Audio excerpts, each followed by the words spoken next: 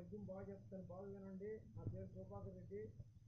College పిల్లకాయలు కానీ బడి పిల్లకాయలు కానీ గురువులు బాగా నేర్చుకొని బాగుండాలని నేను అనుకుంటున్నాను. నేను బాగా చెప్తున్నాను, వినండి. చదువది ఎంత గల్గిన రసజ్ఞత ఇంచుక జాలకున్న నా చదువు నిరర్ధకంబు గుణ సంయుతులెవ్వరు మెచ్చరెచ్చటన్ బదునుగా మంచి కూర నలపాగము చేసిననైనా నందు నింపద వేడు నుప్పు లేక రుచి పుట్టగా నేర్చునటయ్య భాస్కరా.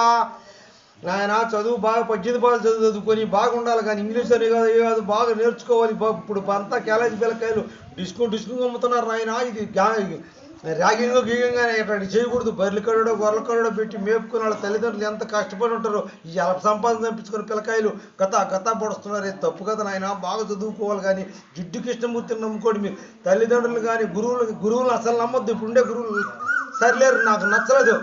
గురువులు ఉంటే వాళ్ళు ఎందుకు కొడతారండి? వాళ్ళ పిల్లకాయలు ఊళ్ళో పిల్లకాయలు పోయా.